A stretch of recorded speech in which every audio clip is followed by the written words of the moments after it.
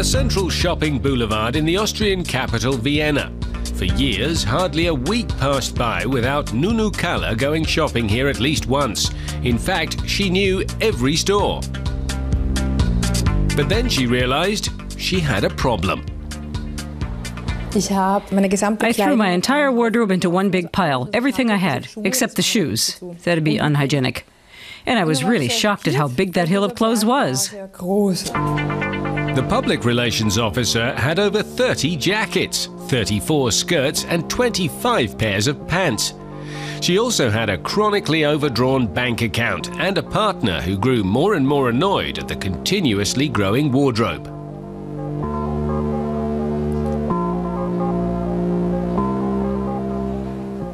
I hid my things from my boyfriend. He'd always notice and mention it to me whenever I had on anything new. I was surprised. Months later, he admitted he'd noticed because I left the shopping bags in the kitchen. It wasn't by anything I had on. Then, 2 years ago, 32-year-old Nunu made a hard decision. Her closets were stuffed to bursting. She didn't even recognize many pieces of clothing. So she went cold turkey. The realization that I had to call a halt actually crept up on me very slowly. Toward the end of the year, I noticed I was almost constantly going shopping, and I was always feeling so guilty when I came home with new things. I wasn't getting the thrill out of it that I had before. She resolved not to buy any new clothes for a year, to give away one piece every day for a month, and to sew at least one garment herself. Right at the beginning, the temptation wasn't bad at all. But then I'd had 2 weeks to prepare myself because I was on vacation anyway and because there was nothing around that I was interested in shopping for. Except for a weekend in Barcelona at the very end. That was pretty tough. To many people, shopping is a chore they could easily do without. For Nunu Kalle, it was an addiction. She started writing a blog. That proved a big help in keeping her away from the shops. She networked and talked about her experiences with fellow shopaholics. She read up on the global garment industry, how and where clothes are produced. And she learned about fair fashion and where to find it.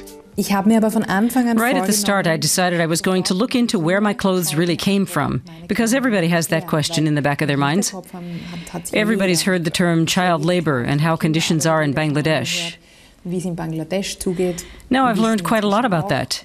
But not many people think about that at the moment they make their purchases, and I wanted to deal with that far more intensively. That really put me off shopping. Nunu also learned about alternatives. Here, fashionistas meet every day, among them 21-year-old Nina Fergeli, who enjoys designing her own clothing. What I like most of all is being able to sew my own clothes. Then you don't just end up with some off-the-rack things that 10,000 others have.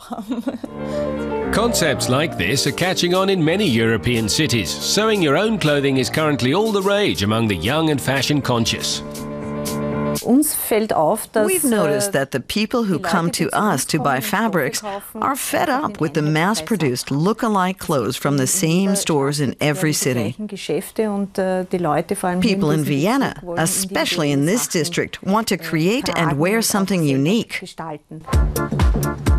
Nunu started dropping by the Strickwerk regularly. It's a place where people can come to knit together.